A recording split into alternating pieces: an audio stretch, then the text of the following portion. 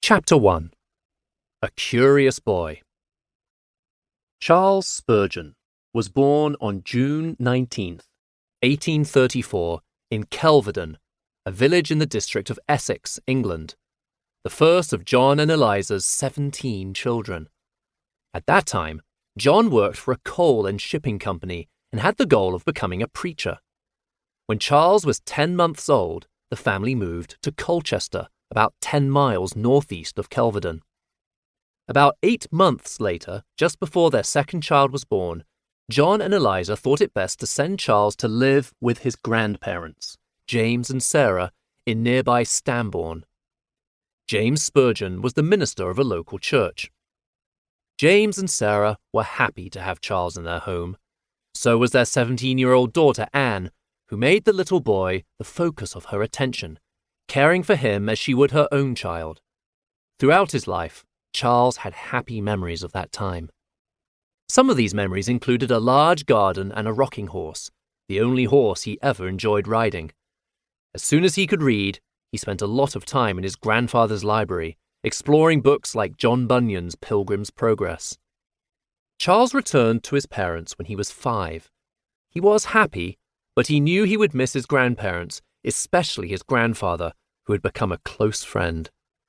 Both Charles and his grandfather cried when they said goodbye.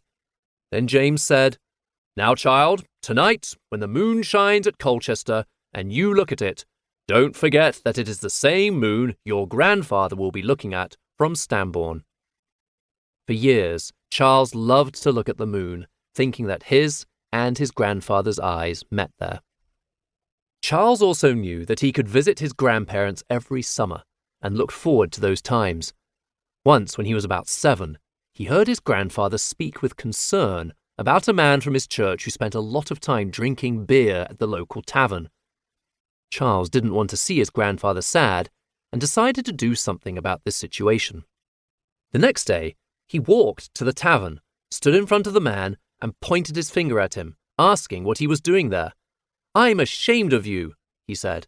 "I wouldn't break my pastor's heart, I'm sure." Then he walked away. The man was furious. How could a little boy talk to an older person like that? He rushed to the Spurgeons' home to talk to Charles's grandfather. On the way there, he realized Charles was right. After asking the Lord for forgiveness, he still went to James Spurgeon, but only to tell him that he was sorry. At his grandparents' home, Charles met many interesting people, including some visiting missionaries. One of them, Richard Nill, was particularly impressed by Charles's intelligence and ability to speak, and asked if he could spend time with him every morning to talk about Christ. Charles agreed, and Nill woke him up every day at 6 to talk and pray together in the family garden. There, in the sweetest way, Charles later remembered, he told me of the love of Jesus and of the blessedness of trusting in him and loving him in our childhood. With many a story he preached Christ to me and told me how good God had been to him, and then he prayed that I might know the Lord and serve him.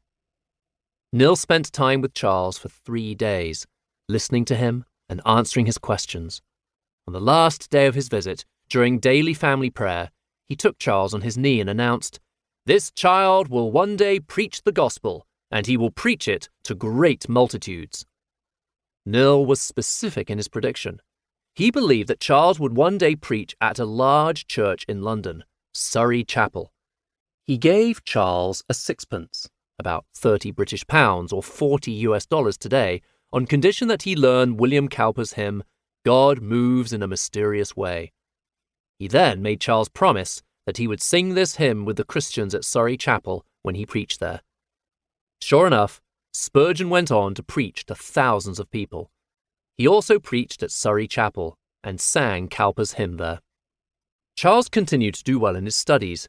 His grades dropped only once during a time when his teacher placed the worst students at the back of the class. But that's where the heater was. In the cold winter, Charles began to fail his tests just to be moved closer to a source of heat. When the teacher understood the problem, he reversed the position of the students, and Charles's grades improved.